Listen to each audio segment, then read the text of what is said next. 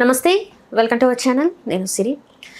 పుష్ప జపాన్లో సందడి చేస్తుంది. సో జపాన్లో సందడి చేస్తున్న పుష్ప గురించి మరిన్ని విషయాలు మనకు తెలియజేయడానికి మనతో పాటు ఉన్నారు ప్రముఖ సినీ క్రిటిక్ దాసరి విజ్ఞాన్ గారు. సినిమాలు నార్మల్గా ఒకప్పుడు కథ ఉండేది, నిర్మాత కథ కొనేవాడు, కథ కొని ఎవరు చేస్తే బాగుంటుందని వెతుక్కునేవాడు. అలా నేనంటూ ఒక నటుడిని ఏ క్యారెక్టర్ అయినా పోషిస్తాను అనుకునే మనకు అప్పట్లో ఉద్దండులు ఎన్టీఆర్ గారు, ఏఎన్ఆర్ గారు, ఇంకా మహామహులు అందరూ వచ్చారు. వాళ్ళు కూడా అలాంటి పాత్రలన్నీ పోషించారు. ఇప్పటివరకు కూడా మనం వాళ్ళని ఒక దేవుళ్ళలా చూస్తున్నాం. నెక్స్ట్ తర్వాత కుటుంబ తరహా సినిమాలు వచ్చినప్పుడు హీరోలు అంటే ఏమి ఉండేవాళ్ళు కాదు. ఆ నేపథ్యం, కుటుంబ నేపథ్యంలో ఉన్న సినిమాలు బాగా ఆడేవి. హీరోకి, హీరోయిన్కి, మిగతా క్యారెక్టర్స్ అందరికీ ఈక్వల్ ఇంపార్టెన్స్ ఉండేది. అట్లా ఆ కథలు కూడా బాగా హిట్ అయ్యాయి. క్రమక్రమంగా ఇందులో నుంచి హీరో అంటే కథానాయకుడు అలా బయటకు వచ్చి కొత్తగా హీరో అయ్యాడు. హీరో అయిన తర్వాత ఏంటి ప్రాబ్లం ఏంటంటే ఆయన చుట్టే కథలు అల్లుకోవడం స్టార్ట్ చేశారు. ఓకేనా?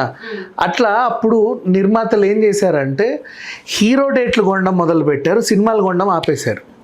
ఎప్పుడైతే హీరో డేట్లు కొంటూ నిర్మాత తయారయ్యాడో అక్కడ ఏం స్టార్ట్ అయిందంటే ఈ ప్రోడక్ట్ అంటే వాడెవడో ఇక్కడే హీరో కదా, వాడి చుట్టూ అల్లిన కదా ఇక్కడే చూస్తారు, వాడి అభిమానులు కూడా ఇక్కడే ఉంటారు. కాబట్టి ఈ సినిమాని నువ్వు వేరే వేరే దేశాల్లో వేరే వేరే భాషల్లో అమ్మలేవు. అట్లా నిర్మాత నష్టపోవడం మొదలుపెట్టాడు. 100 రోజుల సినిమా అక్కడ ఆగిపోయింది, ఇంకా లేదు. తర్వాత ఇక కేవలం హీరో డేట్లు నమ్ముకొనే నువ్వు కథలు రాసుకుంటున్నావు కాబట్టి కలెక్షన్లు ఎంత వస్తే బాగుండని మమ అనుకుంటూ చేసుకుంటే ఇప్పుడు అదేంటిది సినిమా సక్సెస్ అనేది కలెక్షన్స్ మీద ఆధారపడి వెళ్ళింది. దెన్ అట్లాంటి స్టేజ్కి వచ్చిన సినిమా చచ్చిపోయింది. చచ్చిపోయిన సినిమా కరోనా పుణ్యమాని మళ్ళీ జనాలకు ఒక టేస్ట్ని అలవాటు చేస్తే ఆ టేస్ట్ఫుల్ జనాలందరూ మేము ఇప్పటివరకు చూసింది సినిమా కాదు ఇది సినిమా అని ఫిక్స్ అయ్యి ఆ తర్వాత సినిమాల్లోకి వచ్చి కంటెంట్లోకి వచ్చి ఆ కంటెంట్ని ఆదరిస్తా ఆ కంటెంట్లో ఉన్న హీరోని ఎలివేషన్ చేసుకుంటూ ముందుకెళ్తున్నారు. అలాంటి సినిమా, అరుదైన సినిమా పుష్ప. ఇంత ఎందుకు చెప్పాల్సి వచ్చిందంటే పుష్ప అనే సినిమాకి కథ ఉంది, ఒక నేపథ్యం ఉంది, నిజంగా జరిగిన ఇన్సిడెంట్ బేస్డ్ కథ ఉంది వాళ్ళ దగ్గర. ఒక అరుదైన మొక్కది ఎక్కడ అమ్ముతారంటే జపాన్లోనే అమ్ముతారంట. ఎందుకు అమ్ముతారంటే పార్ట్ 1లో చూపించారు ఇదంతా ఇలా ఉంటుంది. తర్వాత స్మగ్లింగ్ కొనసాగుతా అక్కడ దానికి బాగా మార్కెట్ ఉందని తెలిసి హీరో ఫస్ట్ ఇక్కడ ఉన్న దళారులకు అమ్మి తర్వాత దళారీ వ్యవస్థ మొత్తానికి అడ్డుకట్టేసి డైరెక్ట్ జపాన్తోనే డీలింగ్ పెట్టుకున్నాడు పార్ట్ 2కి. ఓకేనా? ఇది బేసిక్ బిజినెస్ ఫండా. నాకు ఇన్కమ్ ఎక్కడిది అంటే చెప్పుకోవడానికి రీజన్. ఇక ఎమోషన్స్ అంటావా, పెళ్ళాం మొగుడు అనే 2 పదాలకి పరిపూర్ణతనిచ్చింది ఆ సినిమా. మొగుడు మీద వాళ్ళ ఆవిడకు ఉన్నంత ప్రేమ ఇతనికి కూడా ఒక భార్యాభర్తలు అంటే ఎలా ఉండాలి అని నేర్పింది. కుటుంబంలో ఉన్న ఆడవాళ్ళంటే మన బాధ్యత అని చెప్పినటువంటి సినిమా. నెక్స్ట్ అన్నీ ఉన్నాయి, ఇది లేదు అది లేదు అనకుండా పుష్కలంగా అన్ని ఎలిమెంట్స్ చక్కగా ఫ్యామిలీ, ఇంటి పేరు, ఒక వాల్యూని చెప్పిన సినిమా. వివిధ భాషల్లోనూ అది ఆడుద్ది. ఎందుకు ఆడుద్ది అంటే అక్కడ కథ ఉంది, జనాలకి అర్థమయ్యేలాగా ఏదో ఉంది అక్కడ. హీరో చుట్టే తిరగట్లా ఉంటా, చైనాలో చేసుకుంటా, జపాన్లో చేసుకుంటా, ఉక్రెయిన్లో చేసుకుంటా, నా ఇష్టం ఎక్కడైనా చేసుకుంటా. అలా జపాన్ అనే భాషలో ఈ సినిమా విడుదలకి సిద్ధమైంది. ఇప్పుడు జపాన్లోనే ఈ సినిమా ఎందుకు విడుదల అవ్వాలి అంటే ఈ సినిమా కథ మూలంలో వ్యాపారం ఎక్కడి నుంచి అయితే సరుకు రావాలో ఆ ప్రదేశం తెలుగు రాష్ట్రాల్లో ఉంది, ఇండియాలో ఉంది. వ్యాపారాన్ని ఎవరు కొంటారో డీలర్షిప్ అంతా జపాన్లో ఉంది. సో జపాన్కి ఇటు సంబంధం ఉంది కాబట్టి ఈ కథ ఇక్కడ ఎంత ఆడుద్దో అక్కడ కూడా అంతే ఆడాలి యాక్చువల్గా చెప్పాలి అంటే.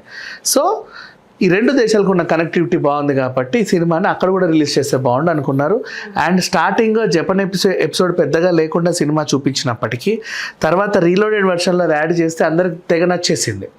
జపనీయులకు కూడా బాగా నచ్చింది. జపాన్ భాషని మనం ఉచ్చరిస్తా జపాన్ భాషలో రకరకాల ఆటలు చేసిన సినిమాలు, హీరోలు కూడా బోల్డంత మంది ఉన్నారు. అవేం సరిగా అతకల, బెట్టుగా ఉండేవి.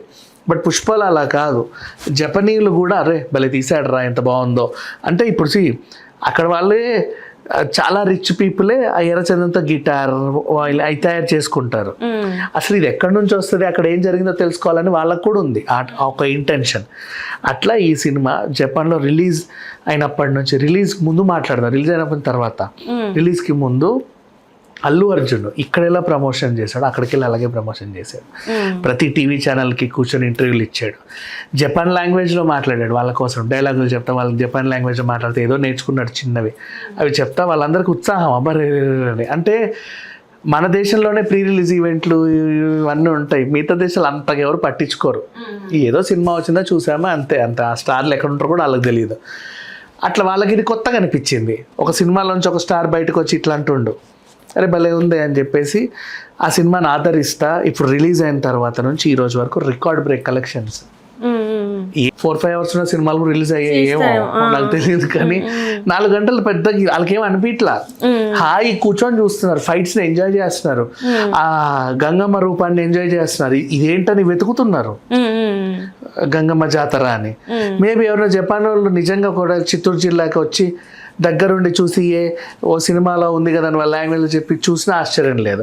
ఈ సినిమా వల్ల చిత్తూరుకి టూరిజం పెరిగింది ఇంటర్నేషనల్ లెవెల్లో. అంటే చూడు ఎన్ని బెనిఫిట్స్ చెప్పాలంటే ఒక సినిమా. అంటే ఓవరాల్గా నేను చెప్పదలుచుకుంది ఏంటంటే, ఏ ప్రొడ్యూసర్ అయినా ఇక మీదట హీరోల డేట్లు స్టార్లు గీర్లు అని పక్కన పెట్టేసి మంచి కథ ఎంచుకొని ఆ కథకు తగ్గ హీరోని, మంచి పాన్ ఇండియా హీరోని, మంచి నటుడిని పెట్టుకొని సినిమాలు తీస్తే నువ్వు బిజినెస్ ఏ దేశంలోనే చేసుకోవచ్చు. నువ్వు ఈ స్టార్లు అని చెప్పేసి ఇక్కడే పెట్టుకుంటే 2 తెలుగు రాష్ట్రాలు దాటేడికి పోలేవు, నీకు డబ్బులు రావు. ఒకవేళ ఆ సినిమా నెగిటివ్ టాక్ తెచ్చుకుంటే నెత్తి మీద తడిగుడ్డేసుకొని కూర్చోవాలి. నువ్వు దాని రైట్లు కూడా అమ్మాలి. మా అయితే రైట్స్ అమ్ముకుంటావేమో, అక్కడ వాళ్ళు ఆలమోహాలు పెట్టుకొని చేసుకుంటారు. కానీ బన్నీ అట్లా కాదు, తనకున్న క్రేజ్ నేషనల్ వైజ్గా నువ్వు ఆ ఫేస్ని యూజ్ చేసుకోవచ్చు, ఇప్పుడు ఇంటర్నేషనల్ వైజ్గా కూడా ఆ ఫేస్ని యూజ్ చేసుకోవచ్చు. సో ఇక్కడ నిర్మాత లాభపడుతున్నాడు. ఆల్రెడీ ఇక్కడ 1800 కోట్లు వసూలు చేసింది సినిమా. నెక్స్ట్ ఇది ఇంకా ఎంత వెళ్ళుద్దో తెలియదు. ఇప్పుడు జపాన్ వసూళ్ళన్నీ వచ్చిన తర్వాత మనకి ఇంకో ఫైనల్ ఫిగర్స్ ఉంటుంది. అంతటితో కూడా ఆగాల్సిన అవసరం లేదు. బాహుబలి చైనాలో కూడా వచ్చింది కదా, క్లిప్పింగ్లు చూసా. ఇది కూడా చైనాలో రిలీజ్ అవ్వచ్చు, తప్పులేదు.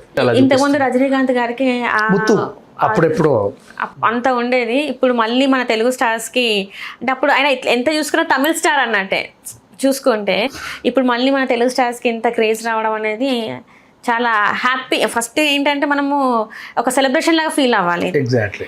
సో ఇంకా చాలా మంది హీరోలు ఇలానే పాన్ ఇండియా కాదు వరల్డ్ వైడ్ కూడా వాళ్ళ సినిమా అట్లా అనుకొని మూతులు కాల్చుకున్న వాళ్ళు కూడా ఉన్నారమ్మా. వాళ్ళు కూడా జపనీలో మాట్లాడి జపాన్ ఓరియంటెడ్గా కథలు తీస్తే బాగా ఆడితేమో, జపాన్లో రిలీజ్ చేసుకుంటే ఆడితేమో అనుకుంటున్నారు, కానీ ఇక్కడే ఆడట్లేదు. బట్ పుష్ప మాత్రం అవధులు దాటి వెళ్ళిపోయింది. Right sir, right. Thank you so much sir.